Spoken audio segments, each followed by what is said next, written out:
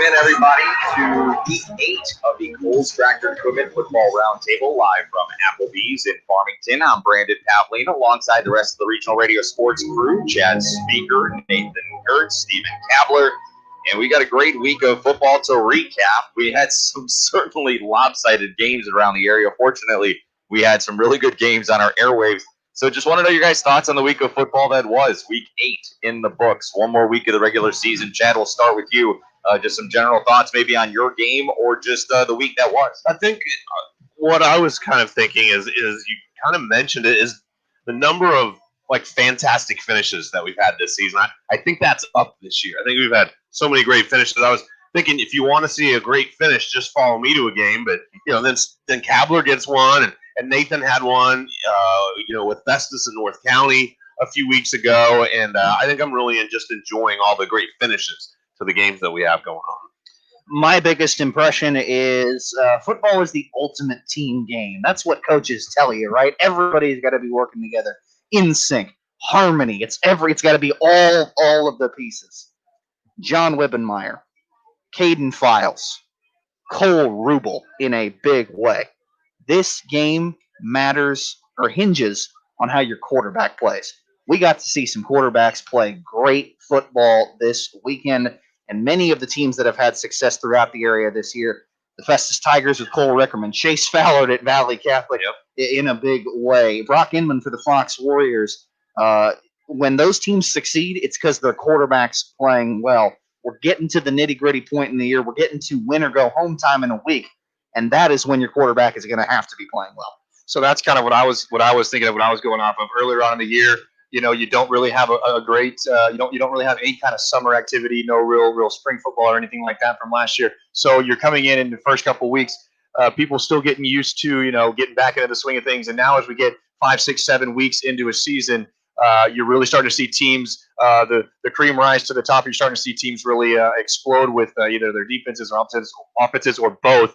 As we've seen. So I really like where the football, the quality of football, I should say, has showed us in the past couple of weeks, and it's only going to get better as we do get into final week of the regular season, districts, playoffs, things of that nature. That makes me wonder, Kabler, if some of the teams from the cities will they have a disadvantage? Right? You have a team from the city that 2-0, ranked number 1. There's a 2-0 team from the city ranked number 1 in the state of Missouri, in Missouri's highest class. They played 2 games on the year. So I wonder if that'll matter come playoff time. There's plenty of teams that even if they win come postseason time, coaches will admit we're not in mid-season form. They're going to have to find a way to do that. And some of the teams in our area, I think, would argue, that because of what they lost in the summer, they're not even in mid-season form as we get ready for the last week of the regular season. Yeah, and for me on the week, another big week for offenses. I know last week that was my big winner was fans of offense, but another huge week. I mean, you talk about Jefferson, Northwest, and Valley Catholic all going for over 50 points. Fox and St. Vincent both put up 49. So another big week for offenses around the area. Defenses, I'll tell you what, not to be found in Southeast Missouri over the past few weeks. My game being the lone exception. Yeah, we'll get into that one. But first, let's check out the game that was really the tightest one around the area, and we had it for you on J98. Stephen Kabler was on the call. And the Seckman Jaguars, they handed Central their first loss of the season in what was an absolute thriller on Friday night in Park Hills. That was heard, as I said, on J98. Story of the night was Jaguar quarterback Cole Rubel. He started the scoring off with a 2-yard touchdown plunge. Let's see if Seckman can punch it in here as they'll go with a jumbo package direct to Rubel, and he'll just crash his way to the end zone. And that is a touchdown. Jaguars, 6:38 remaining in the first quarter. 6-0, extra point pending. And Central, they answered quickly with a Jet Bridges quarterback draw.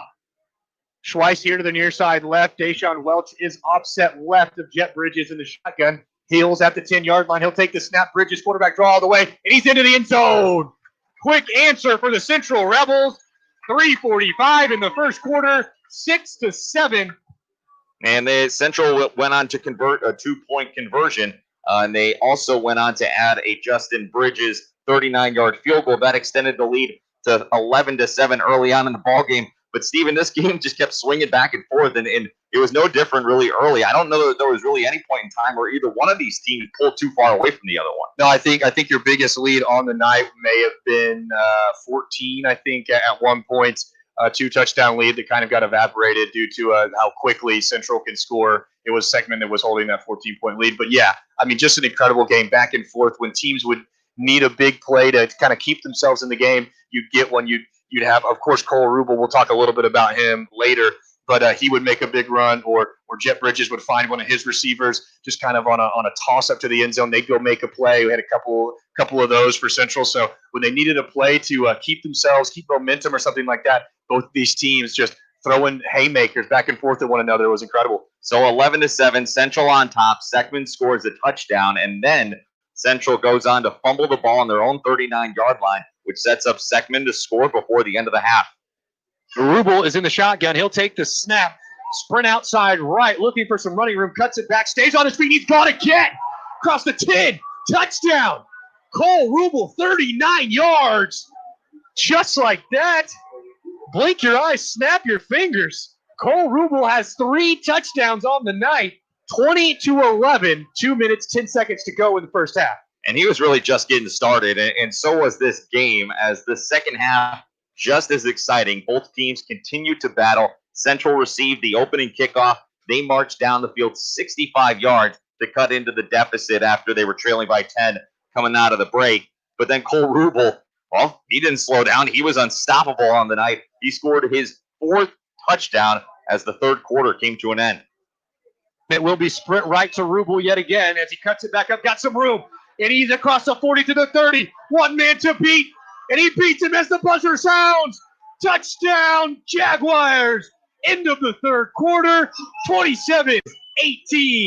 A massive, massive run there for Cole Rubel, his 4th of the night. Well, you hear 4 right there. Guess what? Not done yet. He added another 2-yard touchdown plunge, and that gave him 5 touchdowns on the night. He was the Applebee's of Farmington player of the game that night. He was also our Applebee's of Farmington athlete of the week. We're going to hope to hear from him on the Home Pools and Spot, or on the Coles Tractor and Equipment Football Roundtable here tonight, as he just had an absolute whale of a game. He finished with 401 rushing yards on 40 carries with 5 touchdowns. 400 yards and 5 touchdowns. I don't know if you guys have ever seen the stats from Derrick Henry when he was in high school, but that's kind of what that looks like. 400 yards and 5 touchdowns, Steven. I mean, he was running like a man possessed. Well, I mean, it was every single time that they wanted to do something with the ball. They were running, outside quarterback, sprint right, sprint left. I was talking to Chad before we went live here about it. And I mean, it was just that, you got to give credit to that offensive line of Segment. They were shoving people around all day. You have, your halfbacks, your fullbacks that are lead blocking for you. But by the time Rubel was able to cut the edge and was able to get the corner, I mean, he would turn on the jets and he was gone multiple times. At what point in the game, I mean, did you have a realization at some point in the game of what kind of ridiculous game this guy was having? No, actually, I was on the call with Michael Goldsmith, and we actually felt kind of dumb after I talked to Nick Bear, who ended up telling us the final stat line. We're sitting there talking throughout the game, and we're thinking, okay, well, he knocked off a 26-yard run here, a 39-yard run here. He had a 50-yard touchdown run. And we're thinking, okay, he's approaching 200, maybe 225, 250. He's having a good night. And I went back up to the press box after talking to Nick Bear and was like, we were so far off. He had 400 yards.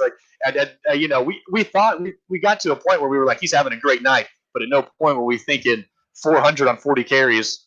Although we knew he had 5 touchdowns. Yeah, 5 touchdowns as well. But there was certainly a bizarre finish to this game, Steven.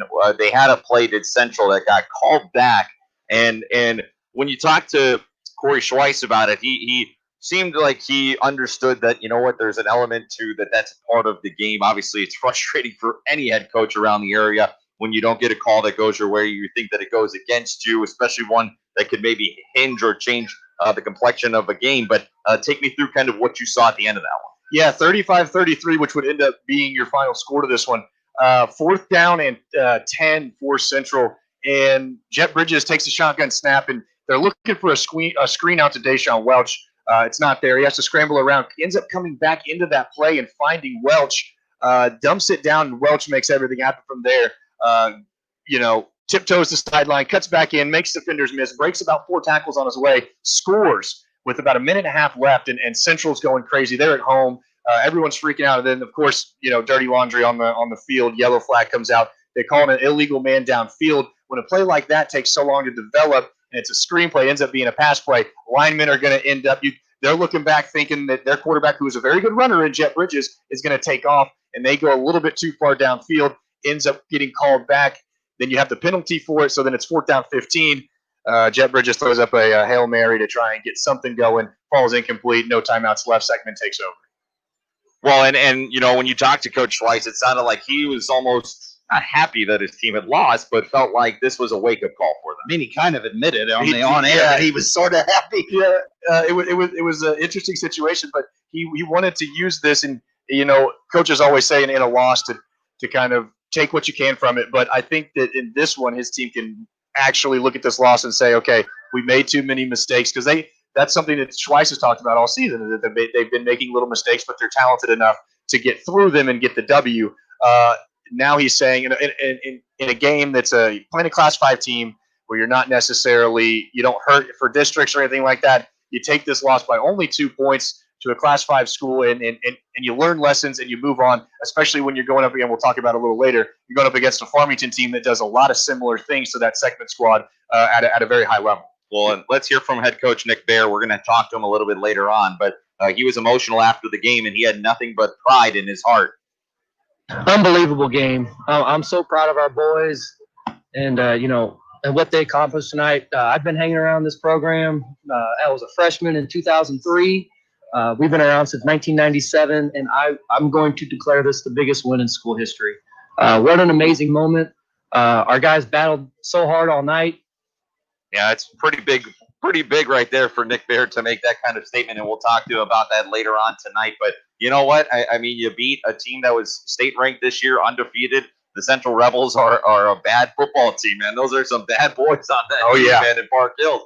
And Seckman went in there, and they took care of business. And obviously, he was really pumped for his sophomore quarterback. Let's hear his praise for him. He's unbelievable. 401 yards on 40 carries and 5 touchdowns. I mean, what a game. He's a competitor. He texted me late last night, Coach, I'm ready. I'm ready to show out. I want people to know what I can do, and I'm going to do it. And I just haven't seen a competitor like this, and the kid's 15. Yeah, he's only a sophomore, and that is going to be a problem for all the teams in the area that take on the Seckman Jaguars over the next couple of years. Seckman now 4-2 on the year, and Central drops their first game of the season. They fall to 7-1. It's going to get harder for Central next week, though. They're facing a Farmington team. It's going to run a very similar style of offense to Seckman, but Farmington, of course, only the one loss on the season, and that was to the juggernaut Jackson Indians.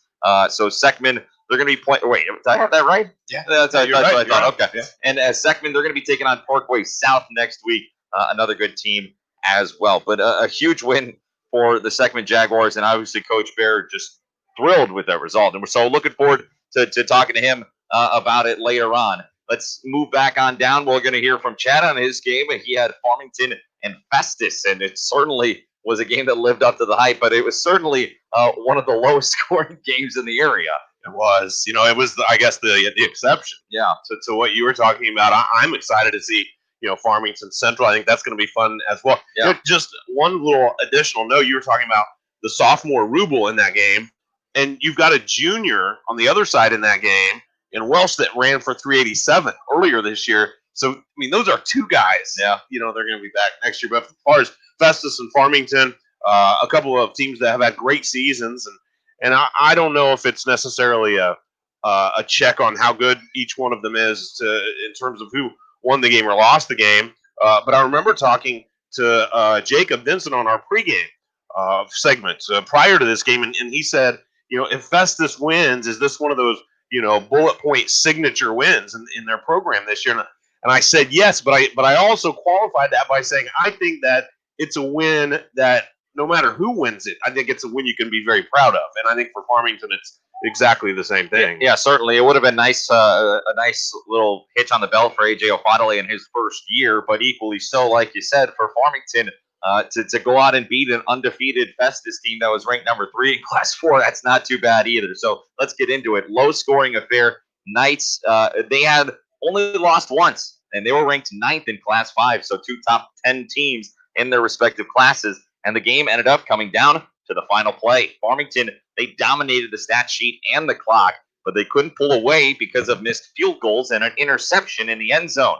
The Knights, though, they drove 82 yards in 17 plays late in the game and drained 10:52 off the clock to start the game. But they failed to come away with any points. However, the next time they touched it, Caden Files capped off a 69-yard, 14-play drive with the only score of the first half. Farmington just soaking that clock down, and now here's Files, dives over the left tackle, and jumps into the end zone. A 6-yard touchdown run by Caden Files, and the Farmington Knights strike first. 3:52 remaining in the first half. The Knights 6, and the Tigers nothing. Well, didn't know that the first strike was going to be one of the biggest ones, but Chet, 17-play drive, a 14-play drive. Granted, they don't get anything out of the 17-play drive in the early portion of the ball game. No, the way these guys run plays is insane. They didn't, but you know what that drive did essentially is it took away what could have been maybe 2 possessions that Festus is used to having in a quarter. 11 minutes. I mean, you bleed away a whole quarter, and then you go 14 plays on the next drive, and I think that's your story on how you get to a 10-7 ball game. 31 plays in the first 2 drives. Crazy. Yeah. Farmington outgained Festus 157-46 in the first half, and they dominated possession, to no surprise. 19:33 to 4.5 minutes. That is crazy. Yeah, Festus just is down the ball. And that has to feel incredibly frustrating for that sideline throughout that game, because you want to get back into the game. You want to put some points on the board. You've been rolling people all year long, and here you are. You can't get off the field on the defensive side. Farmington had, so we compare, Farmington had those 31 plays in their first 2 drives, and during that span, Festus had only 7 plays. It's wild. So Festus, though, they hung in as they needed to do so, obviously, in the ball game, and they needed only 1 play to tie it up in the second half. Rickerman hands it off. Nope, now fakes it. Flips it over the middle. He's got Robert Stay wide open. Robert Stay down the middle of the field to the 20, to the 10. Touchdown Festus. A 53-yard strike. And the Tigers, who have been outplayed all night long, can take the lead with the extra point upcoming. That one going 53 yards to Robert Stay and KDR with his 5th touchdown catch of the season to make it a 7-6 ball game. That score came 7:51 left in the ball game, so better late than never for the Festus Tigers in this one. Yeah, the only question that you ask, if you know how Farmington plays, is will we see this ball again? And they did not, at least not with any kind of meaningful time left on the clock, as the Knights didn't at all. Well, they went and used 7 minutes 48 seconds. So I guess after the ensuing kickoff, that took 3 seconds, right? Well, keep reading. So 7 minutes 48 seconds. You're right. I'm jumping ahead on your story. I don't know what I'm doing here. The Knights, they used 7 minutes 48 seconds with 3 seconds left on the clock. They marched all the way down to the Festus 12-yard line, and then it was senior kicker Cale Krause. He had missed field goals from 31 and from 24 yards earlier in the game, but he had a chance at redemption with just 3 seconds left. This is for the win. The snap is good. The hold is down. Cale Krause swings his right leg, and he puts it through! Cale Krause wins it for Farmington! A 29-yard field goal from Cale Krause! He was 0 for 2 in the ball game from field goals, but he punches this one up and in from 29 yards, and Farmington beats Festus 10-7 at the gun. We've said it throughout the year that Farmington has a weapon that few teams in the area have with Cale Krause, Chad. And when you talk to him this summer, he's a confident young man, and he believes that he can hit from all over the field. And like a great jump shooter, he was ready for the next shot. Yeah, he said as he had a chance to Chad did catch up with him after the game. Krause said he didn't have any doubt. I wanted to put the ball in the end zone, obviously, but back in my mind, I was really just hoping I'd get another shot because those two were kind of picking at me a little bit. But when we got down there, I think we had like 14 seconds left, and we got on the ball to run a play. I knew we were just trying to get to the middle of the field. That was kind of when I, locked in there. After they placed the ball, there was nothing really going through my mind. It felt the same as the other one, just a better outcome. There was no doubt in my mind that I was going to hit that one. Just the thing. Everybody's got an off day, and that was a little bit of an off day, but it got lucky and got a third chance. mark of a great kicker, right? I Short-term think- memory. I think, a great jump shooter, a kicker. I mean, you want a guy out there that has no doubt that it's going in. Yep. Or And talking to Eric Krupe, he felt the same way. He Yeah. said, hey, he missed the other ones, but he said, and you could, Farmington was driving the last two plays. It was only to the last two plays you could kind of tell maybe they're playing for the field goal here. And coach had no doubt either. yeah, well, it worked out well, and as well as it should have. And Farmington head coach Eric Krupe after the game says that these type of grinded out wins fit his team's personality. That's who we are, and we're not going to pretend we're something that we're not. That's who we are. We want to limit possessions. We want to control the football. We want to be the more physical football team at the line of scrimmage in every game that we play. We understand that we're going against a very good Festus team. They're ranked in Class 4, and they were undefeated coming into this football game. And anytime you can limit an offense that's explosive, limit their possessions, that's obviously a great thing. Well, you would certainly like to win these games by a more comfortable margin, Chad, but Farmington has to feel good that they continue to win these close games and really show that they can battle through the adversity. I would think so. I mean, you can. The thing to me that happens when you win a game like that is you get to put it in your experience bank. And if you get in another game like that, we're going to win. I mean, that's what you're thinking. We know how to make the plays to win a game like this. Yeah, certainly it gives you a lot of confidence, and in particular, even for Kel Kraus to know that he can miss the first couple and have the confidence to come back and get the third. Braden Bodkin, he rushed 161 yards, 34 carries. Bodkin, of course, he's been doing it all year long. Caden Files, he did his thing too. 119 yards on 31 carries. AJ Ofadale, head coach of the Festus Tigers, first loss in his coaching career at Festus, but he did tip his cap to the Knights. You got outplayed. At the end of the day, those guys did a better job than we did. They outplayed us, they outcoached us, they outprepared us, and they earned the win because of it. It was a hard-fought game, and at the end of the day, hats off to those guys because they did what they needed to do to get it done. I'm sure from a preparation standpoint during the week, and definitely on the field on Friday. So in this game, Files, Bodkin, 65 carries for 280. Mm-hmm. I think my only lament on this game, and I was really looking forward to calling it, had a blast doing it. I would have loved to have seen Austin Anderson play in this game. Festus rushed for only 40 yards in this game, and Austin Anderson, I mean, he was averaging 168 through his first four. I threw out the stat. The Hillsborough game, he had one carry and 58 yards. But, I mean, to me, that guy makes a difference for them in the backfield. I really liked, though, and I've been hearing about Festus from Nathan, all year. I really liked Kyan Roberts-Day as an athlete. This guy's 6'3", 220. And he is hard to bring down. He runs well. He has nice hands. And you don't know what the leap's going to be like from his junior to his senior year. But to me, I think, who knows? Anderson kind of broke on the scene this year. I wouldn't be surprised if Kyan Roberts-Day might be that guy next year. They're trying to find ways to work him in, whether it's as a ball carrier or as a receiver, and he definitely has the potential to be a special player. I will say, hearing AJ Ofadale talk afterwards, it wasn't quite as blunt as how Corey Schweiss maybe put it after his game, but there's a sound of relief in that voice because finally a lot of the things that they've struggled to do this year bit them. They got hit with penalties again, and they also didn't maximize their opportunities. We talked about that ahead of time. I wondered, there was a point during that North County and Hillsborough stretch of the season, I think there were like 10 turnovers mixed into those games. The ball just pinballed back and forth. There were a billion different possessions. They didn't get those, and yet they found themselves only down 7-0. That's a game that could have been down 2 scores, and it could have felt like 4 scores. So I think that there is that sigh of relief for that coaching staff where they say to themselves, we were in it on a night where we didn't play well.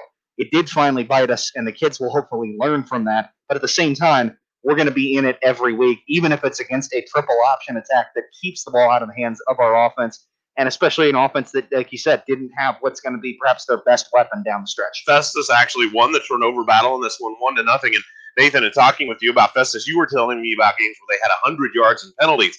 Well, they only had 40 in this one, but it was so weird. The first 2 possessions of the second half for Festus, they had 6 false start penalties. Yeah. And the first one, it was 4 of them, 4 in a row. Backed them up from the 15-yard line all the way to the 1-yard line. And quite honestly, they were very, very lucky that they didn't surrender a safety during that situation with the type of rushing presence that Judd Cunningham has from the nose guard spot. So they did commit some of those errors that you were used to seeing, but in other ways they played, a little bit cleaner, I guess. Well, either way, it shook out. Farmington got the win. Another hard-fought, tight-knit game for the Knights, and the Class 5 9th-ranked Farmington Knights, they improved to 7-1 on the year. They'll be closing out the regular season coming up on Friday against Park Hill Central. We will have that game on AM 800 KREI.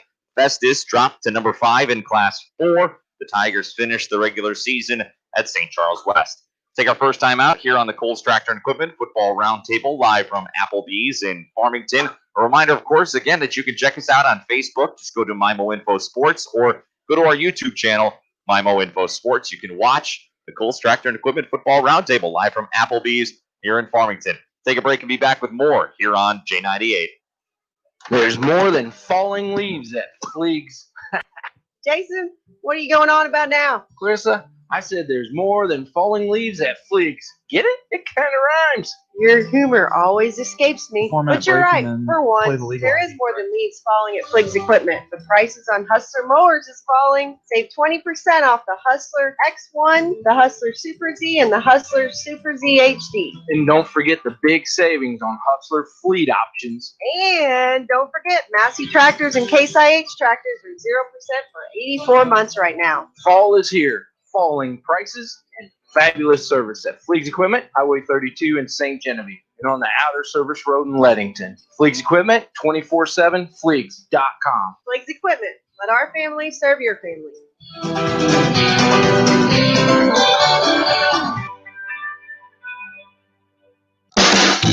Need equipment? Call Larry Heisel Rentals. Larry rents break. equipment and delivers to most job sites. If you have questions about equipment, give Larry a call at 573-779-1500. Larry Heisel is the only Heisel that rents. Yeah, Reed, I just texted you 4 contractors, minutes, large play the and small station ID, excavators and and then more. come back to If us. you're listening to this ad, he All can right, deliver equipment to most areas for you. Call Larry Heisel Rentals, 779-1500. That's 573-779-1500.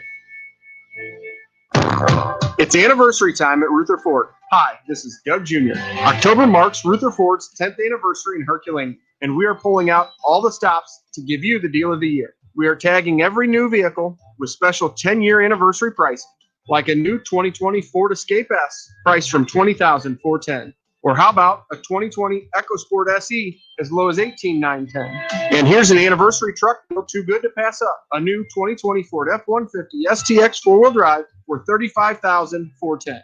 10 years in Herculaneum, 28 years in Jefferson County, and over 60 years in the automobile business. We are Rutherford, where family pride is definitely driven home, especially now as we celebrate our 10-year anniversary off I-55 at the Herculaneum Auto Mall exit. Come see us today for a deal that can't be beat at Rutherford. Where family pride driven home. Ruther.com. Hi, I'm Dr. Medeiros of ENT and Allergy of Southeast Missouri. We diagnose and treat hearing loss. Hearing loss doesn't always mean you need hearing aids. We can take care of most any ear, nose, and throat problem you have, even if it's as simple as cleaning your ears. At ENT and Allergy of Southeast Missouri, we offer full-service audiology, including hearing testing and treating for dizziness. We offer the best service and pricing in the area for hearing aids. We're the only clinic that offers an audiologist and ENT in the area. For complete ear care, call ENT and Allergy of Southeast Missouri, formerly known as Farmington ENT. At Toyota, today's the day to score a great deal. That means today's the day to take a ride in your thrilling new Camry. Today's the day to scale new heights in your powerful new RAV4 Hybrid. Or maybe today's the day to turn heads in your stylish new Corolla. Today's the perfect day to tackle a new outdoor project in your tough new Tundra. Today might even be the day to go as far as the road will take you with the epic range of your new Highlander Hybrid. Today's the day to save on all your favorites like the Toyota Camry, Corolla, RAV4, Highlander, Tundra, and more. But hurry, this offer ends soon. Head into your Toyota dealer today. Toyota, let's go places. Participating dealers only. See Twin City Toyota, I-55 at the Herculaneum Auto Mall exit, or visit them online at twincitytoyota.com. This is Dick and Country, J98 for Boot, KTJJ Farmington, Festus St. Genevieve. Follow us on Twitter and Facebook at MyMoInfo.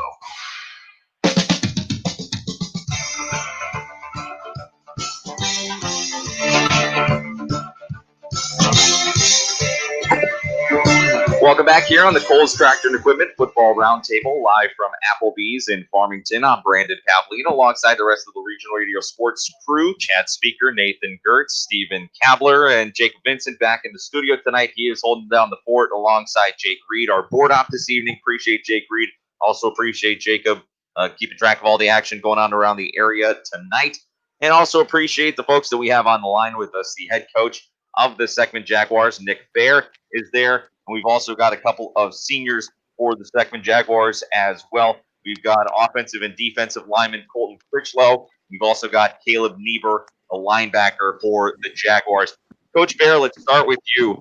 You guys get the big win over Central, and as you've had a chance to go back, review the film, and I'm sure hear from fans, from mentors, from your peers at the school. How have you processed the win on Friday night, and what have the last few days been like for you guys as you guys have gotten back to preparation and back in school? Yeah, what a wild game. So happy for the boys to be able to come out with a victory in that one. Park Hill Central has definitely been the best team we faced all year, and the best coached for sure.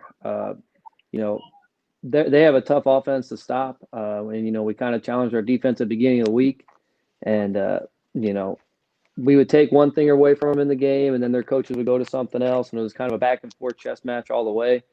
I know we gave up some points there at the end, but defense stepped up big when we needed them, and what a huge win for the program. The 2 weeks prior we had beaten Webster Groves and Parkway North, two programs that previously we were 0-25 against in our school history, and we beat them both too. So we're on quite a nice 3-game roll here. So Coach, I was lucky enough to be able to call the game last week, and after the game, I spoke to you, and you declared that the greatest win in school history. What's been the feeling around the locker room since that? I mean, has the community kind of rallied around it? I mean, it's a huge win for you guys. Yeah, no doubt for the boys. They're excited. They know that we have, and we've been talking about all week, we have something special here. But in the same token, we've talked about they're not satisfied. We have another opponent in Parkway South this week, another team that we have never beaten in school history. So we're looking to cross another one off the list. And then, we've talked about this week how, this is a season where we're making plans for November right now. And, that's something a little different than what we're used to doing around here. Certainly more than well-earned, Coach. And I know first and foremost the reason you would point to is your players. We've talked about your quarterback, Cole Rubel, and the monster game he had. But you don't get 401 yards rushing and 5 TDs unless the Hogs up front do their job. I want to talk to Colton Critchlow right now, big fella up front. How much fun was that to just run wild on Friday night against Central?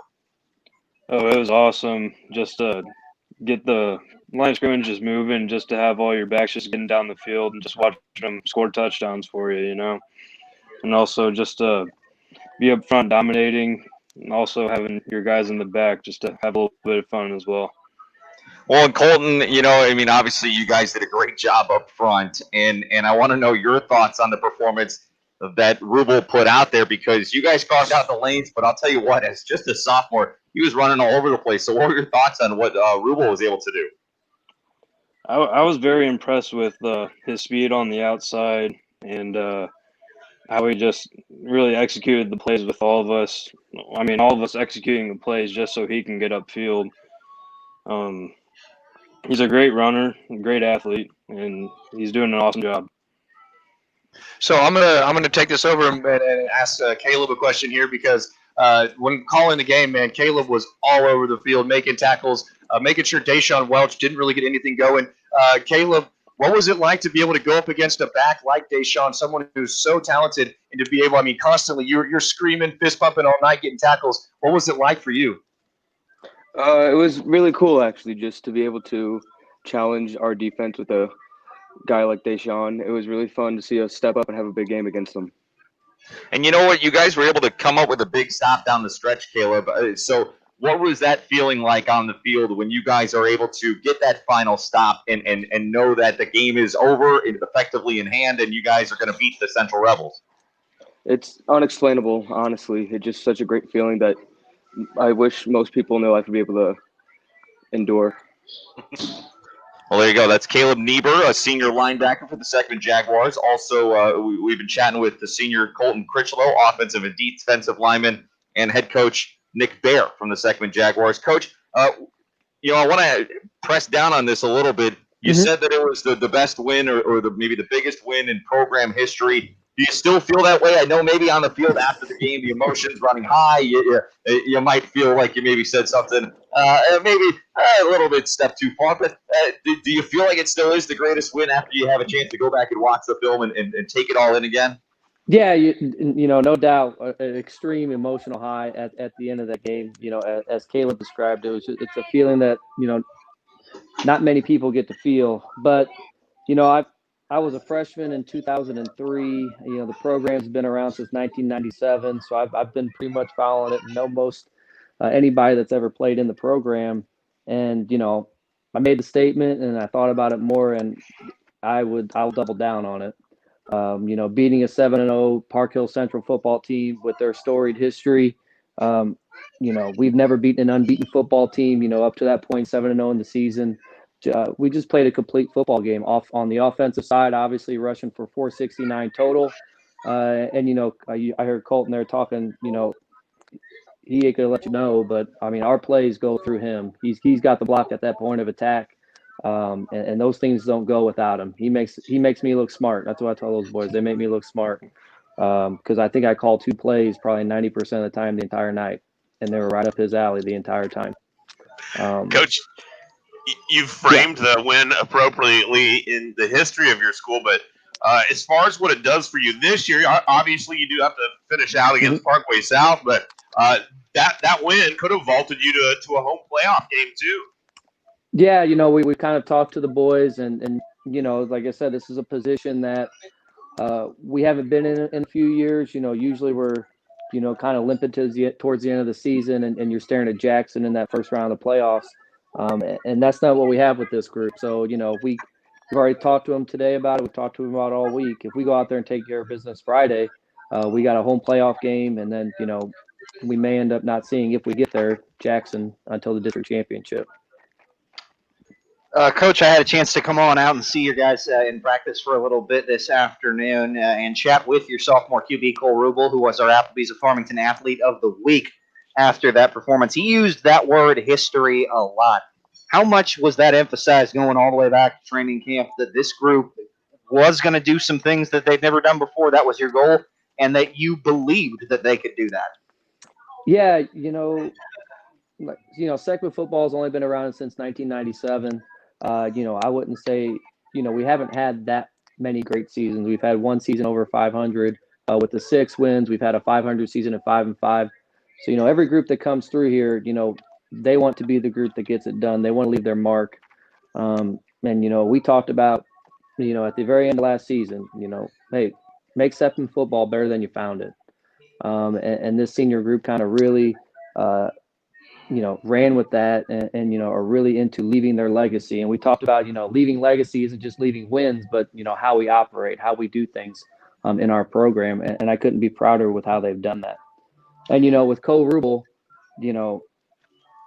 there's a lot of history left to be made with that kid. We knew as a freshman, watching him, he had some special ability. I mean, he's got some speed that, we haven't had on that field before. And the big question mark for me was whether he was going to be able to handle it mature enough and be able to handle kind of, the brunt of the load. And, he's shown that he could. So. I was about to say the maturity of your team was the other thing that struck me in practice, because we've talked a lot about this win, but I know your focus is already planted on this week and going forward. And it felt like the team was that way today. They saw the rain coming down in the mud, and they said, yeah, I want to get out to practice this afternoon. And they looked like they were ready to continue playing and going forward with the next opponent. That's something coaches always preach, but how nice is that to know that your team, they're just as looking far ahead as you are towards what's next for us? Yeah, it's made this season a little easier, a little bit more enjoyable to have this senior group as focused and locked in as they are. We had some meetings all off season, and we talked about what they wanted to accomplish, what they wanted to do, and well, then how we need to go about doing those things. And these two guys I got on the line, Colton Critchlow and Caleb Niebuhr, we had specific conversations. Hey, if I'm not seeing something to practice, I'm gonna let you guys know, and then we gotta get this fixed. Well, then I also told them, Coach, hey, if I'm not holding up my end of the bargain, you guys let me know too. And we kind of been working back and forth like that all year. Couple more questions for the players there. Caleb, I want to go to you first. And Coach said something interesting there where he talked about a message that he's echoed to you guys about, leaving the program better than how you found it, right? And the victory like that on Friday night is kind of a point that you can point to and specifically say that's a marking point that points to and says, we've done that. We have improved the program. We've worked hard. Obviously, the goal's not done yet, but I know you said the feeling was, inexplicable out there on Friday night, but how much does that win mean to you as a senior to know that you can point back to that game and say, hey, look at what we were able to accomplish while we were playing football for the Jaguars? Well, I really hope it shows the underclassmen, like, hey, we have been there before and done it. You can do it as well, and it carries on, leaves a legacy, and let Cycling football to continue to become a better program and grow. And as a senior, just being able to do it with all my buddies that I've grown up with is so just great. We've dreamed of it, and it's coming true. Well, it's been really impressive for you guys, and very excited that you guys were able to get that done. For you, Colton, I have another question. Your coach talks about you as the guy who stirs the drink up front, a leader of sorts on that offensive line. How do you view that responsibility? Do you take it as an opportunity, or do you take it as an opportunity to lead? How do you take that responsibility, knowing that you are going to be the focal point of what the team is doing up front? I definitely take it as a leader type deal, and I just try to execute and be more of a visual leader rather than a vocal leader, and being the guy who does his job 100% all the time, and just to be the guy who really, like Bear said, makes the play happen. Coach Bear, as you try to maybe use this win as a springboard to finish the regular season strong in your preparations for week number 9, what's the scouting report on Parkway South? Yeah, we know Parkway South, they had some struggles last year, but they got a brand new football coach. He's been around for a while. I think he had some stops at Lindbergh and a few places around. So we know he knows what he's doing. They've won a game. They're 1-2. So, it's not like we're catching an opponent on their first game of the season like we did 2 weeks ago. These guys are kind of, becoming seasoned veterans. This is their 4th game, and we don't take any opponent lightly, that's for sure. Well, Coach, we appreciate you guys hopping on, and Colton and Caleb, you guys as well. And congratulations again on just an incredible win. So thankful that we were able to be there, to be on the call. And we'll have that. We do have that audio available up on the website if anybody wants to go back and check it out. Hear that epic game between Central and Seckman from back on Friday. So, Coach Nick Bear, Colton Critchlow, Caleb Niebuhr, you guys, thank you so much for hopping on and joining us on the Coles Tractor Equipment Football Roundtable. Appreciate it. Thanks for the coverage, guys. Thank you. All right, we will take a break and come back with more. Stick around here on J98. Make it a great family night at Applebee's Bar and Grill in Farmington. Hi, my name is Amy Cousins, General Manager of your local store. Maybe start out with a couple of appetizers: boneless wings, onion rings, mozzarella sticks, spinach artichoke dip, chicken quesadilla. There's so much to choose from. Let the kids pick from the kids menu, then for yourself, choose one of our favorites. Steaks, ribs, seafood, pasta, we have it all. Go to Applebee's.com for the full menu and look for our happy hour prices. Doing good in the neighborhood, Applebee's Bar and Grill in Farmington. Have Add the taste of fresh produce to your table with the staff at Richard's Produce in Festus. Missouri-grown fruits and vegetables bursting with flavor from apples, strawberries, and blackberries to seasonal vegetables to complete your next meal. Decorate your home with pumpkins, corn stalks, gourds, and straw to give it the feel of the season. For fun, fresh produce any time of the year, stop by Richard's Produce just off Veterans Highway on Road Creek Drive. Just look for the Red Barn. Richard's Produce. Great people, great prices, great place to shop. Join them on Facebook for more information. Fall is here and winter is on its way. This is Andy from Gifford Lumber Company in Farmington. We're always ready to help you get what you need no matter what the season. Plumbing, electrical hardware, lumber, tools, and so much, much more. Stop by and see us and check out the Makita, Yeti, Benjamin Moore, Traeger grill inventory. We're Gifford Lumber Company and we're hometown proud, located on Potosi Street in Farmington. Gifford Lumber Company in Farmington, hometown proud. Coldwell Banker Holsey Real Estate has been the trusted real estate advisor for over 60 years in the mineral area. Hi, I'm Kim Hudson, owner of Coldwell Banker Holsey Real Estate. No one has helped more people buy or sell real estate in our community than the agents at Coldwell Banker Holsey Real Estate. We are proud of the community in which we live and serve. Contact us today for all your real estate needs. Find us on Facebook or online at coldwellbankerholsey.com. Coldwell Banker Holsey, we would love to be your realtor.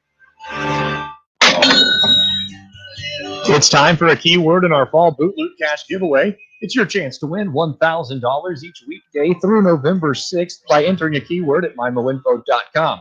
This keyword is brought to you by Cedarhurst Senior Living, life enriching support and care. The keyword is airport. Go to mymoinfo.com and enter it for your chance to win $1,000 from Regional Radio and Alpha Media. Once again, the keyword is airport. When life changes, where can you get the health care that you or your loved one needs? Try Presbyterian Manor, where we consider you family. Being a member of our family means having a skilled, compassionate team, making sure you live your best life. Call 573-756-6768 today and schedule a visit to see why the community voted us the best independent living, best assisted living, and best skilled nursing community in the Parkland area. The Jefferson County YMCA has adapted to help you stay connected and active. Hi, this is Samantha Robertson. We've enhanced our safety measures, improved our cleaning procedures, and expanded our virtual options to keep you connected at the Y, at home, or on the go. Members enjoy state-of-the-art fitness equipment, free group exercise and aquatics classes, discounts on paid programs including youth sports, swim lessons, childcare, and more. Join online at gwrymca.org/join, call 636-931-9622, or stop by the Y today. Ready to try something new?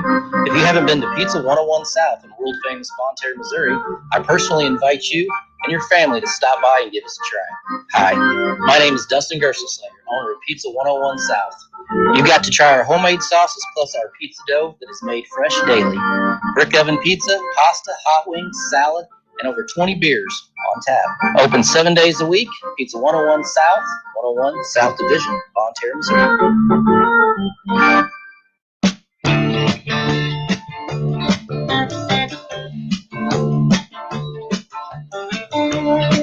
Welcome back here on the Coles Tractor and Equipment Football Roundtable, live from Applebee's in Farmington. I'm Brandon Pavlina alongside the rest of the Regional Radio Sports crew that's here tonight. Chad, Steven, Nathan, Jacob back in the studio, and Jake Reed spinning the dials back there, helping to bring you all the sights and sounds. We're keeping everybody alive and with us here this week. And let's dive back into our recaps from our broadcast games from here over the last week. Nathan had perhaps the most lopsided game in the area this past week. It may not have been by the numbers, but a 49-0 shutout is pretty one-sided. Now, the St. Vincent Indians are playing some darn good football here down the stretch. Still got to give a tip of the cap to the Grandview Eagles because their program's come a long way. A tough loss, but even still a lot to be proud of on the season that they're having. Let's get into the breakdown here. The St. Vincent Indians, they continued a stellar offensive season. 49-0, a homecoming win over Grandview on KJEF. St. Vincent chose to take the ball after winning the coin toss, and they wasted little time jumping in front. A man in motion on 1st and 10 as they hand off from the shotgun to Light. He has room around right tackle. Inside the 20, inside the 15, inside the 10, and into the end zone. Touchdown, St. Vincent.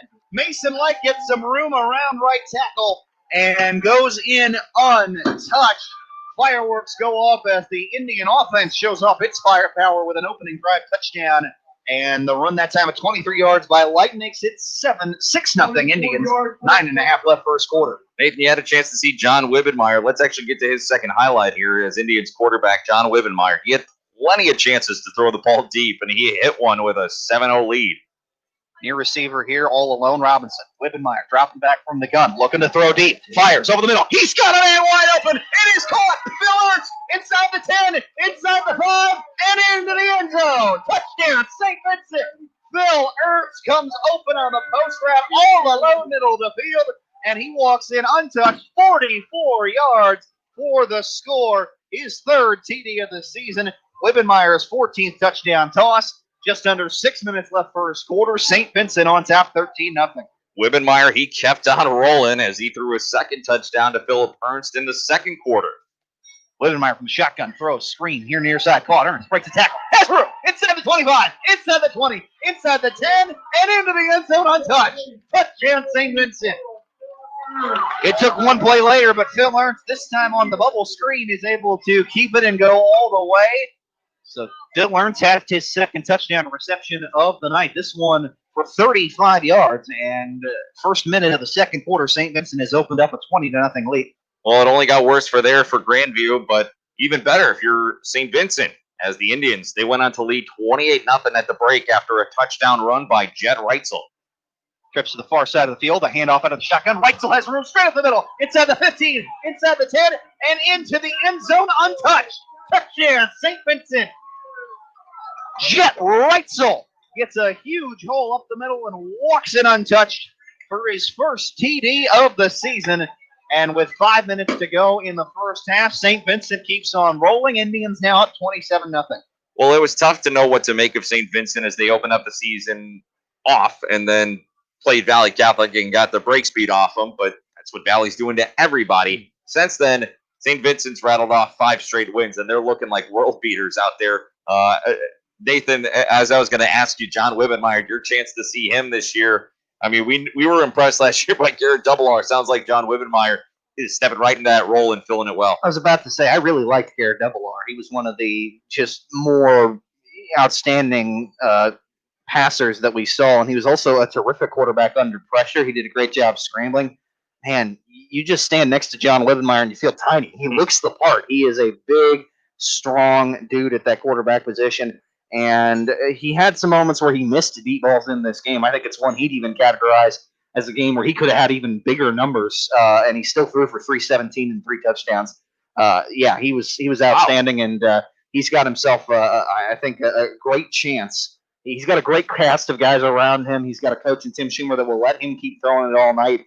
He's got a chance to do some real special things here. I think they are really, really good, and I think, especially given the competition they have within their district, Thayer and Hayti, 2 excellent teams, we're going to know if they come out of that district, they might be one of the best teams in the state in Class 1. Yeah, they really could be. I mean, and they certainly have. I mean, Stevens had a chance to see him several times. Nathan, now you've seen him too. I mean, between you guys, they got some skill players out there that Wibbenmeyer can get the ball to too.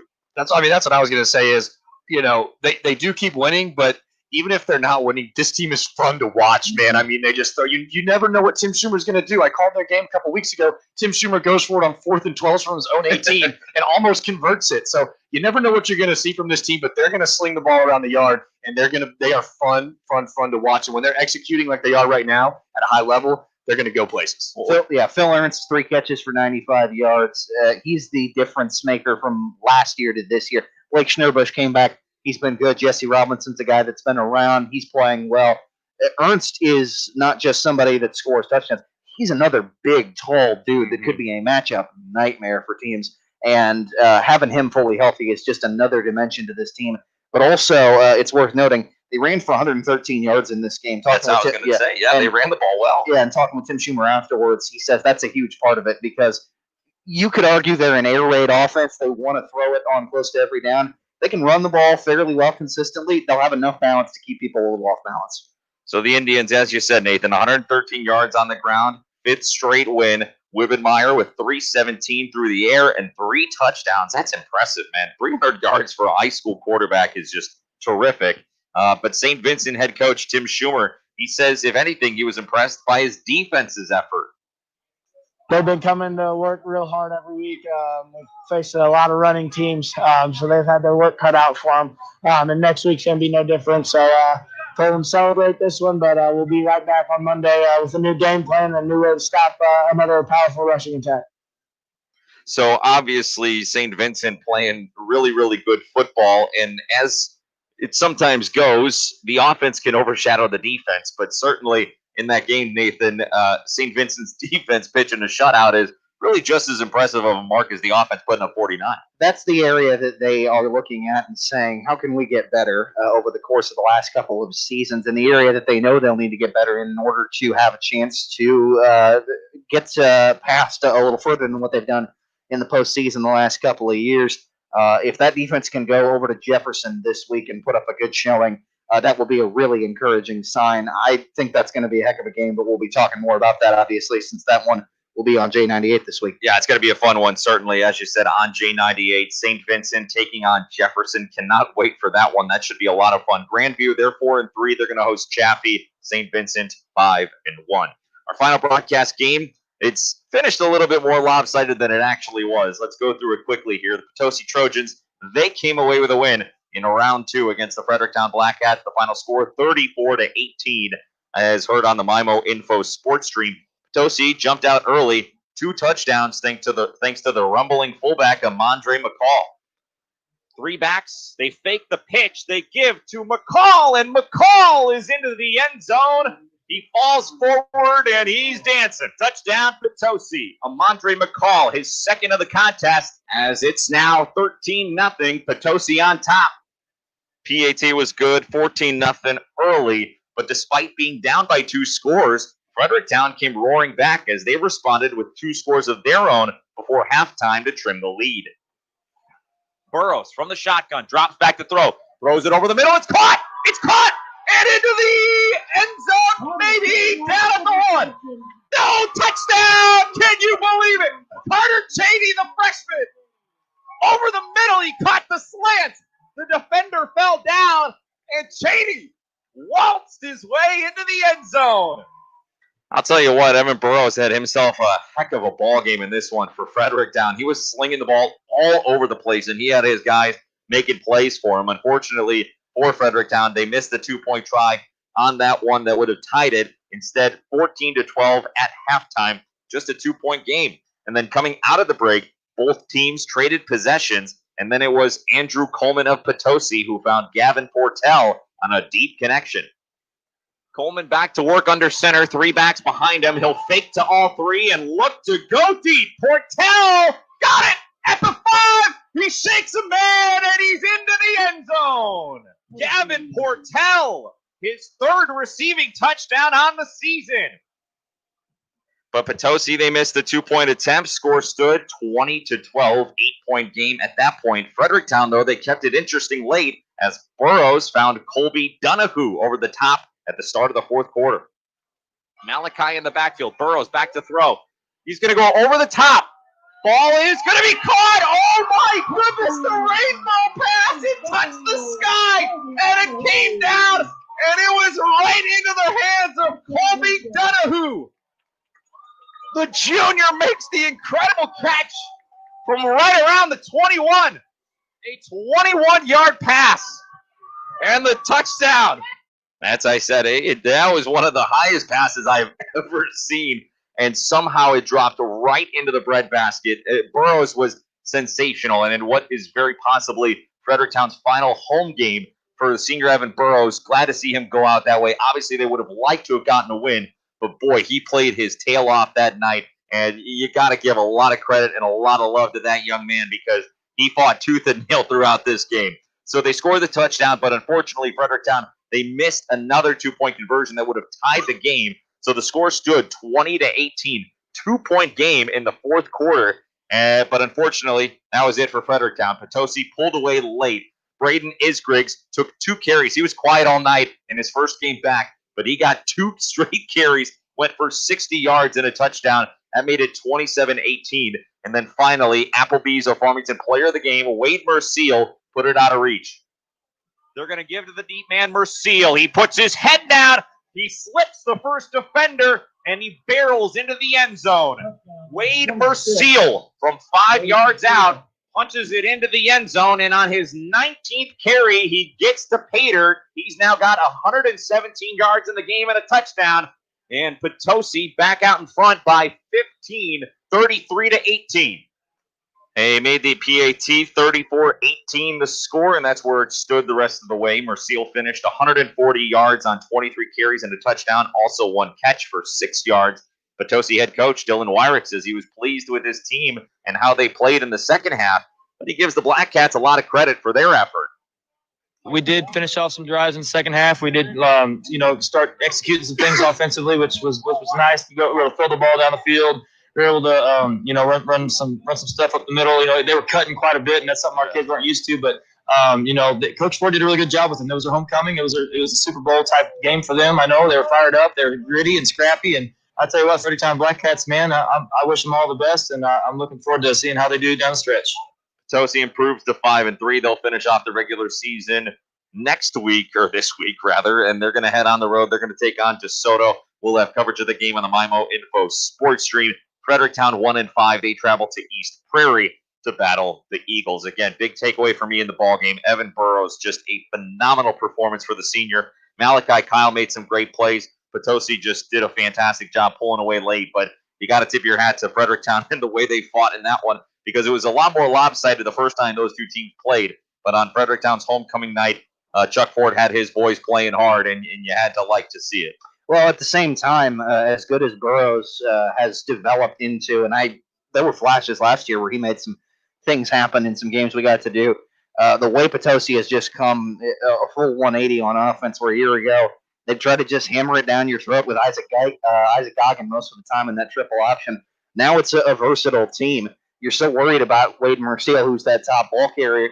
You may not pay attention, and Andrew Coleman might take you over the top, big deep down the field, or Braden Iskriggs will get a couple carries and get loose on you. That's a much deeper team offensively than a year ago. Not only that, I'll tell you what, Amandre McCall came out and absolutely just socked Fredericktown right in the mouth out of this gate. Amandre McCall is listed at about 5'10", like 225. He could be a lineman.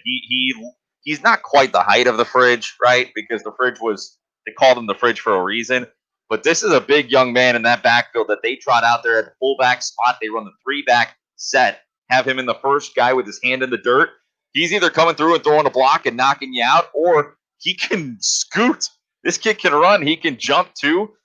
So he's a nice little player for them too, especially when they get down deep in the red zone to turn around and hand the ball off to him. He's a tough guy to bring down. So, yeah, Potosi's offense really firing on all cylinders down the stretch. If they get a first-round victory in the playoffs, they're going to make somebody in the semifinals work for it. They're going to scrap and claw. They absolutely will. All right, that's going to do it for our recaps. We'll take another timeout. When we come back, we will look back around the rest of the area from this past week's football games. And later on, we'll also look ahead to our next week, the final week of the regular season. All that coming up. Stick around on J98 on the Coles Tractor and Equipment Football Roundtable live from Applebee's in Farmington. Hi, it's Hannah. At Coles Tractor and Equipment, customers fell in love with the special LS 35 horsepower package deal, so we thought we should fall too. Those fall and winter jobs will be effortless with this special package deal. Get the LS 35 horsepower shuttle shift, 4-wheel drive diesel tractor with the front loader, the 5-foot brush hog, and 5-foot box blade, plus the 18-foot deluxe flatbed car doing a good hauler job, buddy. for only $21,650. Thank you. Oh, but wait, you also get the free, that's right, you'll get the free 2700 PSI pressure washer and 2 ratchet tie downs. And of course, the best 6-year parts and labor warranty from LS, the major brand maker that you already know and love. So let me recap. Get a head start on fall and winter jobs with this tractor, loader, brush hog, box blade, and flatbed trailer, all for only $21,650. Plus the free pressure washer and 2 ratchet tie downs. Financing available on site. Just give us a call at 573-756-4353 and see us on Facebook at Coles Tractor and Equipment. Don't just follow the herd, lead the herd with LS Tractors and Coles Tractor and Equipment. Highway 32 just outside of Farmington. What to do to help spice up your Halloween? Think Prairie Farms. They know how to make Halloween fun. Halloween flavored milks like peanut butter chocolate, pumpkin Hey, spice, Reed. and Prairie Farms spectacular eggnog. Yeah, what's up? All made with premium products. Play and no ads till artificial you have hormones. 4 minutes left, Put a little okay? pizzazz in your Halloween with the Will season's do. favorite milk flavors from Prairie Farms. They've got the party covered. Prairie Farms. Like dedicated till you farmers, have 4 happy minutes of cows. ads left for the final break. You know what I mean? Cleaning chemicals, disinfectants, and paper products are just a few of the items available from C&C Suppliers in Farmington. I'm Cheryl Sneed, owner of C&C Suppliers, a janitorial and food service supplier for commercial and residential use. We carry cleaning products, disposable food containers, gloves, sanitizers, disinfectants, face masks, shields, paper products, and so much more. Find C&C Suppliers on Facebook or stop by our location on Flat River Road in Farmington. Comtree Health Center is now offering COVID-19 testing in Hillsborough and High Ridge by appointment only. We join with many health organizations in Jefferson County to meet the need of increased testing demand. To receive testing in Hillsborough, please call 636-481-6040. To receive testing Your in last High ad Ridge, will be please call from Sarah. 677-9977. For the most up-to-date information, visit our website at comtree.org. We are committed to the health and safety of our community. When it's all said and done, what really matters? For Serenity Hospice Care patient Jack, hospice isn't about giving up. It's not about the end. It's about right now. It's about spending precious time with the people we love. Come on, Grandpa. And the little moments that create lasting memories. It's focusing on what's important to you and remembering life is beautiful in all stages. Hey folks, Mark Toady here from my friends Chris and Jamie at Patsy's Furniture in Park Hills, and they really are my friends. Sure, they'll treat you right, and trust me, if you've been to the store, you know the selection's out of this world. But it goes beyond that. It's about dealing with people you can trust, folks that want what's best for you, not them. Believe me, that's just what you'll get at Patsy's Furniture.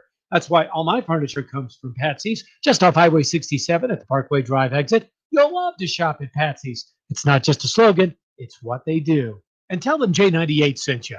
Hi, this is Brad Smith at Lucas Smith Chrysler Center. Your local, home of the no bull deal. The word local. You've heard the phrase shop local, buy local, but do you really think exactly what that means? When you shop here at Lucas Smith, you put your trust in the hands of all of my employees who also eat, play, work, live, and shop local. Jefferson County is their home too. Why drive for miles when you can buy what's right here in your backyard? All we ask at Lucas Smith Chrysler is to give us the chance to earn your business. Please shop local, and remember, Lucas Smith Chrysler Center in Festus. There's more than falling leaves at Fleegs.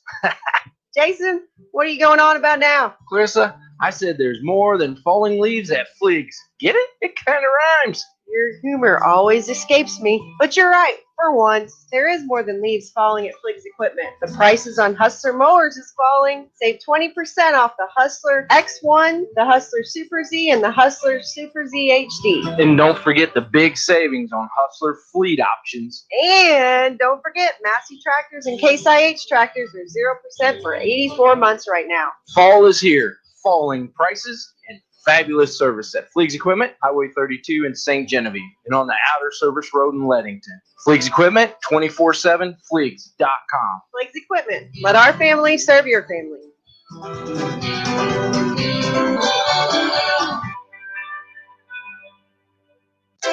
From faxing to notarizing, the UPS store is every ing for your small business. And when it comes to protecting your confidential information, Quiet. you should know about the shredding services available at the UPS store. They're just what you need for protecting, securing, and disposing of proprietary documents. Oh, so I can do less worrying. The UPS store, every ing for small business. And of course, shipping.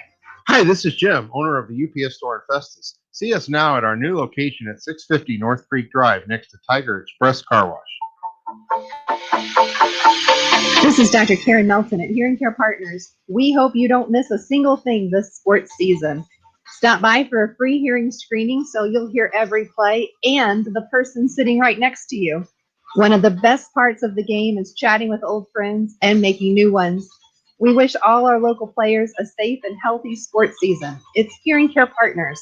Find us online at hearingcarepartners.com. Are you in the market to buy or refinance a home? Hi, Paul Hale here with New Era Bank. And at New Era Bank, we make all of our loan decisions locally.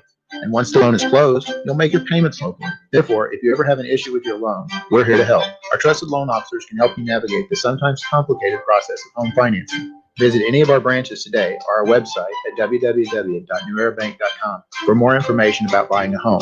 New Era Bank, member FDIC, equal housing lender.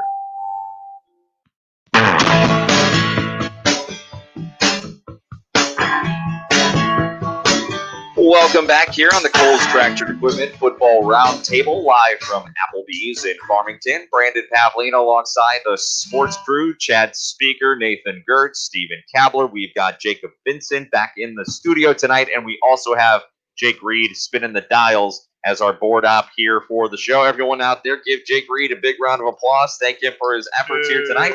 Doing a great job, and we also appreciate those of you that are watching the Coles Tractor and Equipment Football Roundtable. You can always do that. Just go to our YouTube channel. All you got to do, go to YouTube, go to the search bar, type in MyMoInfo Sports, MyMoInfo Sports, and you're right there. We're good to go. So let's go ahead and look back at the week that was of Week 8 of the high school football season. And we told you our scores on our broadcast games, but we'll go through them again here quickly. Seckman beats Central on the road 35-33. Farmington at home, they topple Festus 10-7. Over in Perryville, St. Vincent hosted Grandview. They won 49-0. Potosi went out on the road. They beat Fredericktown 34-18. Those are our broadcast games. The rest of the games around the area.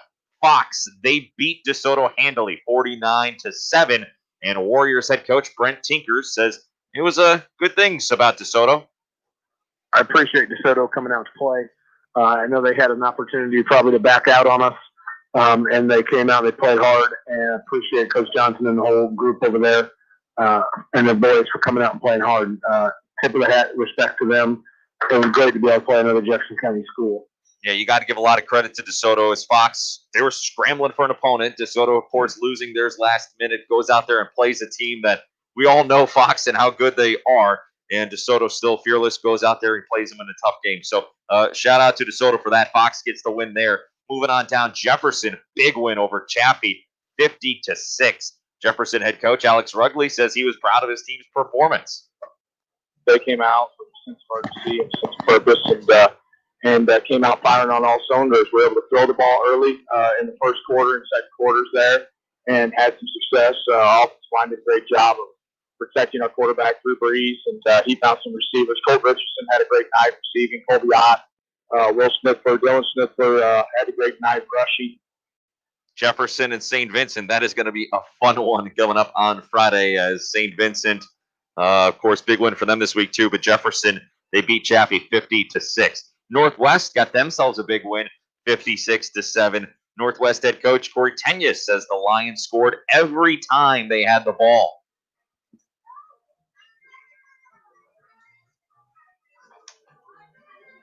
It's saying it's unable to play it. Well, that one's not going to fire for us, unfortunately, so we will not hear from Corey Tenyus. Every once in a while. But anyway, moving on down, Northwest, they get the win, 56-7 over Afton. Dexter beats Perryville, 35-7. Valley Catholic, they stop Herculaneum, 67-12. Thayer over St. Pius, 34-13. St. Francis Borgia, 35-8. They beat Hillsboro. Malta Bend beat Windsor 35-33. And also the Missouri Military Academy beat Crystal City 64-28. Looking at it, boys, I'll tell you what, not a whole lot of our teams got wins this week, now that I'm starting to realize it and look at it. But there were still some big winners out there. So let's go ahead and tell you who our big winners are. Chad, we'll start with you. Who is your big winner of the week? Hey, Coach tells me that it's the biggest win in the history of his school. Who am I to disagree? I mean, and that's got to be Seckman. Certainly so. Big win for them. Steven? Yeah, I mean, at least being able to be on the call, be there talking to Coach Bear after the game. I know we don't normally like to double up, but I'm going to double up. I'm going to go with Chad. I'm going to go with Seckman. So Steven goes Seckman, Chad goes Seckman. Nathan, who do you got? I'm going to take the Jefferson Blue Jays back-to-back weeks after they got re-entered into football games by playing at Valley Catholic, which I just feel like since that's happened twice this year, we need to make sure that doesn't happen in future seasons. But they have responded very, very well, not just back-to-back wins, but handy. They've won the last 2 weeks, combined score of 92-6. That's a very good football team Alex Rugley has, and the record starting to reflect it. Well, Chad, you say that you hear it from someone, especially the head coach. You hear it. How about I hear from my boss that Farmington has a chance to get a signature win for them on the season? I'll take him at his word. Farmington is my big winner of the week as they eke out a big win over Festus 10-7. and you gotta love the way that the Farmington Knights are winning some ball games this year. You want to have a tight knit contest. You want to have a great call for it. Listen to Chad Speaker on AM 800 Friday nights here of the 2020 season, because he has had some absolute thrillers, and that one on Friday against Festus was no different. Farmington, my big winner. So Chad, Seckman, Steven, Seckman, Nathan, Jefferson. For me, it's Farmington. Those are our big winners for this week. I guess I'll split mine then for the sake of diversity. The Northwest Lions started this season 2-0, and they lost 3 or 4. They ran into some very good football teams. They needed to find a way to start to get going again and bounce back, and they've done so the last couple of weeks, particularly this week where the offense was humming against Afton. Corey Tenius has a solid club. It's just a matter of if they're going to be able to put it all together, and it looks like they might be doing that. Yeah, they're putting together a strong season, one of their best in recent years. So a big shout out to Northwest as well. Nathan adds a little anecdote, or a little, that's not even the right word. He adds a little sidebar there. Yeah, thanks, Stephen. He adds a little extra to his big winner of the week, Jefferson and Northwest for Nathan. So that'll do it. We'll take a quick timeout. When we come back, we will look ahead to next week, the final week of the regular season of the high school football season. We'll take a look at some of the matchups. We'll tell you which ones we like, which ones we'll be broadcasting. All that coming up. Stick around here on the Kohl's Tractor and Equipment Football Roundtable live from Applebee's in Farmington. Whatever your educational goals are, you can achieve them at Jefferson College. With caring faculty, convenient locations, and award-winning academic programs, your future is Jefferson College's focus. To learn more, call 636-797-3000 or visit jeffco.edu for a complete list of degrees and programs. Enroll now. For higher education, for higher expectations, Jefferson College, and you. Mario's Italia serves the best Italian food in the area. Pizza, pastas, calzones, strombolis, salads, and sub sandwiches, all with huge, large portions and the freshest ingredients. You've got to try the Meat Lovers Pizza. That is my favorite. Get Mario's full menu online at mariositalia.com. You'll be satisfied with all the choices Mario's has to offer. Dine in, call it in, or have it delivered. Mario's will even cater your next special event. Open 7 days a week. Mario's Italia, located in the factory at the corner of 1st and A Streets in downtown Farmington.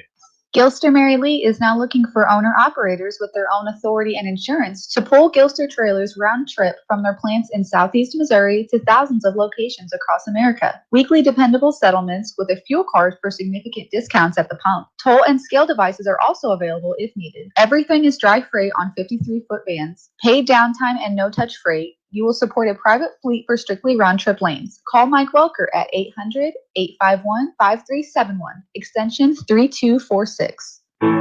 Cozy Memorial Chapel has been serving Farmington and the surrounding communities since 1864. Their commitment of service to the community is deeply rooted in Missouri history and is the foundation for everything they do today. John Cozy is proud to be the fourth generation to operate Cozy Memorial Chapel. We may wind down a little bit early. Farmington High School, Cozy Memorial Chapel. We got Serving 10 minutes families here. I don't know that we have generations 10 minutes of stuff here at the end. West We Columbia might have a Street couple in extra minutes to talk about some stuff. But America's tastes. just go on the from off sea chance to that we shining need to sea. finish early, But make this sure you summer, have American taste buds some will ads unite or a song ready, around okay? steak. I Whether have for a a song barbecue ready or and, dinner for two, what? steak answers the call with What are you plenty of saying? sizzle. So raise I have your a song grilling ready tongs. for whenever these Salute ads are an done. American icon. Okay. And together proclaim United. Does it have a We little Steak. lead in? Join America at UnitedWeSteak.com. No, but I can Beef. put one there. Yeah, put It's the what's little for like Funded by bumpers, beef farmers and ranchers. little jingle. Champions are made here. Will do. The 8-second or whatever. On our courts, Yeah, the liner is actually what on it's our called. fields, That's the word I was looking for. and that in I our couldn't think of. classrooms. Why settle for ordinary when you could be a part of greatness? Mineral area power. Become a Cardinal today.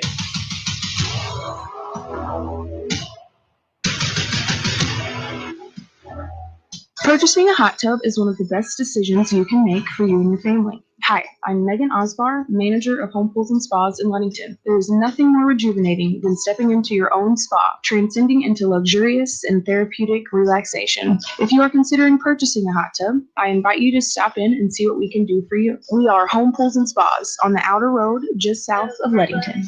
Home is where the fun is. Everybody's going home. Pool and spa. Parkland Health Mart Pharmacy wants to remind you that it's time to consider your Medicare Part D signups for the coming year. We are an authorized claim enrollment center, and our claim certified staff have the training and knowledge to assist you with the information you need to choose the best Medicare Part D plan for your needs. Give any of our stores in Deloge, Farmington, Fredericktown, Ironton, or Piedmont a call to schedule a time to come by and speak with us. Parkland Health Mart wants to be your healthcare partner because we're always caring for you and about you.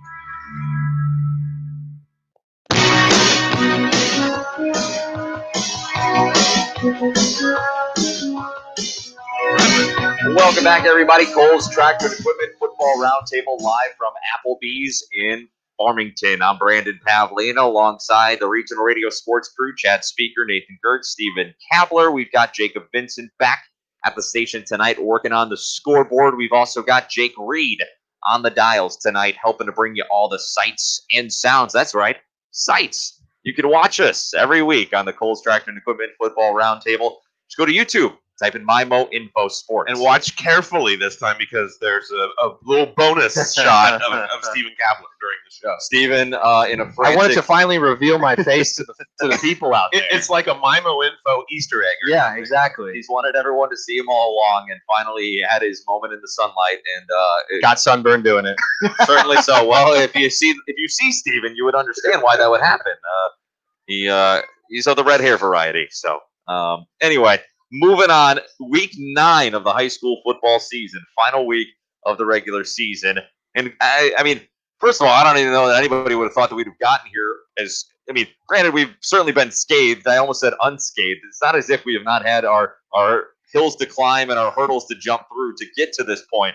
But it's even a victory that we've reached the final week of the regular season of the high school football season.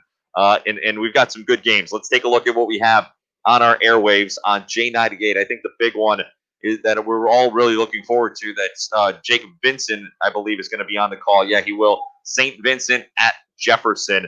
That one on J98. Nathan has seen St. Vincent last week. I've seen Jefferson this year. That's going to be a really fun one. Yeah, this is going to be a really entertaining matchup, largely because I think both offenses have the opportunity to go up and down the field and score points. And that's something Jefferson probably couldn't say a year ago when they played St. Vincent. They're better on that end of the ball, courtesy of guys like Colby Ott stepping up and getting more touches, sure, but Dylan and Will Schnetzler have played very well.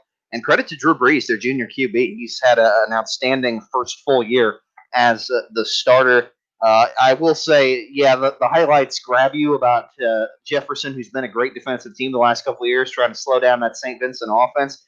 But I think that other side of the ball matters just as much because the Blue Jays are going to need to get as many points as they can and to keep up. And they're both teams more the biggest thing, the coach speak aspect of this, I guess, momentum, trying to build up momentum into the postseason, keep it rolling. St. Vincent, the top seed in their district. You kind of referenced that earlier, Nathan. I think it's interesting because Hayti is the second-ranked team in the state in Class 2, and they're third in that district. You've got you mentioned it, wild, and they're undefeated. St. Vincent is 5-1. You've got Thayer at 6-1. Hayti is 7-0, and they're the third seed. You go back to the playoffs the last couple of years in the Class 1 state playoffs. Hayti is your champion 2 years ago, and last year the closest game Valley Catholic got in the state playoffs was a thriller at home with Hayti, and they slid them in the same district as St. Vincent. I was chatting with the folks there in Perryville, and they said Valley Catholic got moved to Class 3. We were so excited, and then we saw who was in our district. They have two great teams breathing down their neck, and yet a win this week, and they're probably going to be on their home field all the way through the district playoffs. I have reached out for clarification from Bisha on the district assignments, but that right there blows my mind. It doesn't make any sense, but who knows? We'll see how St. Vincent shakes it out. And I've got another nugget for you later, so keep going. Well, so moving on down, Farmington is at Central on Friday. That's going to be another really fun one. We've got a couple of really good games on the airwaves this week. And this is one where, in a perfect world, it would be packed. The stands, and you can't do it this year. But it's such a game where there's so much interest generated. It's so much fun. The environment around this game. I wish Farmington and Central played every year. It's just that much fun. And the Rebels are going to have the full attention on this to try to improve. Farmington feels good about winning last week on their final play. One of the items that I always find very entertaining is Corey Schweiss will usually put in a couple of plays that you've never seen them before, maybe not even ever in football. And he saved them for a game like this, a rivalry type game, and gives maybe future opponents something extra to think about. So I think it's going to be a fun one. I think that Farmington is going to get Central's best shot. Corey Schweiss, I think, might be right. His team maybe uses the loss as a wake-up call, and I think it's going to be a great game. Nathan is going to be on the call. He'll have Valley Catholic at St. Pius. Valley Catholic, another one of those who is falling victim to the algorithm that is the district's assignment. And this is a fun one because that Valley was the number one seed for most of the year until St. Mary's started playing games, right? 2 weeks ago. St. Mary's wins one game, and all of a sudden they're the number one seed. Well, they lost last week, but Kennett jumped over Valley to take the number one seed, and Kennett plays Sykeston this week, so they'll get bonus points just for playing up in class, and then Valley plays St. Pius. So if Kennett wins, I don't see how Valley is able to jump them in points. Yeah, I'm no mathematician, so I don't try to figure that out. I will say this.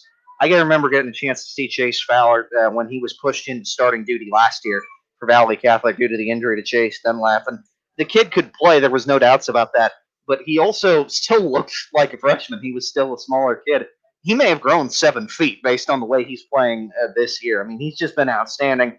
And that is job number one anytime you play them is how do you try and slow down what that sophomore is doing, slinging the ball. And that'll be the St. Pius defense's job. Well, and it'll also, because he's the straw that stirs the drink, it gets the ball into the playmaker's hands. But when you're putting it into the hands of Corey Stoll, who is far and away my favorite player in the area this year, because that kid plays at 150 miles an hour every time he's on the field. Jaden Gegg, Aiden Heberly, who just signed to play Division I baseball, who is a terrific athlete. There's a lot of talent on that Valley football team, and I can't wait to see how it shakes out in their district. But right now, it is looking like Valley is likely going to have a pathway to the district title that will feature both St. Mary's and Kennett. So it's not seeming like they're going to only be able to face off against one. They're probably going to have to face both down the stretch. If you beat them, though, then you make everybody say, "Hey, come and get us," because that shows how good you are. The big difference too is whether.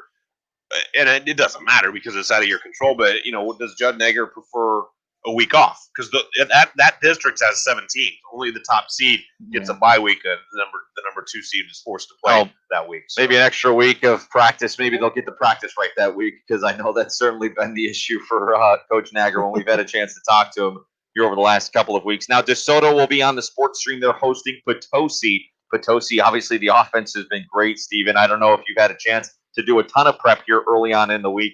But DeSoto obviously has just had a tumultuous year up and down. Potosi playing really good football down the stretch. But this one, it could be closer after seeing what Fredericktown was able to do and hang with a good Potosi team last week. Well, the thing that we talked about Potosi, I've called some Potosi games earlier on this year, and we talked about, their defense. And now all of a sudden, as it gets later in the season, we're starting to talk about, well, their offense is actually is really stepping up. So you did see Fredericktown kind of, put some points on the board there on the Potosi defense last week. So I think this one is going to be interesting. Coach Johnson there at DeSoto is really working those kids. He's getting the most out of them every single week. And so it's one of those things where can they break through and put out there exactly what they want to without having to pick up a game midweek. Because they've had a lot of cancellations and done a lot of scrambling and played a lot of people on short notice. There will be no other game on Friday night that features 2 of our area schools as of right now. Of course, that could be subject to change, of course, over the next couple of days. We've had a schedule shuffled the last few weeks. But as of right now, all of our teams are playing schools from out of the area on Friday. Fredericktown at East Prairie. Festus is at St. Charles West. Parkway South is at Seckman.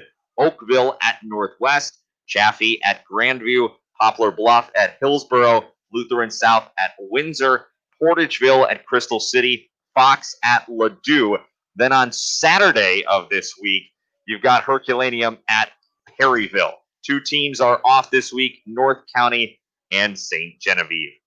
Any of those other matchups, guys, stick out to you? I don't know a ton about those other teams around the area, but obviously some teams with some things on the line. Festus looking to try to stay in that top 10 ranking, of course. St. Charles West Anything for anybody on any of those matchups? I think just a general thought is that it is the ultimate playoff simulation week for coaches, where they say, let's go play a team we don't really know much about. We don't historically face very often, because the later you get into the postseason, the more that becomes the reality. You're facing a football team that your information on them starts the week you play them. Certainly. All right. Well, that's going to do it for us here on this week's edition of the Coles Tractor and Equipment Football Roundtable, live from Applebee's in Farmington. If you missed any of our conversations, we'll have the full roundtable posted shortly to our website, mimoinfo.com.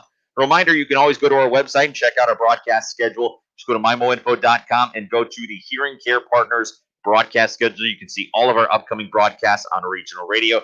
Big thanks, as always, to Greg and Christy Cole and Coles Tractor and Equipment for sponsoring the roundtable. A big thanks to Amy Cousins and the entire staff at Applebee's in Farmington for sponsoring and hosting the roundtable. Big thanks to you, the listener out there, for hanging out and tuning in and, talking some football with us. For Chad Speaker, Jacob Vincent, Stephen Kabler, Nathan Gertz, and Jake Reed, I'm Brandon Pavlina saying so long, be good, and please wear a mask.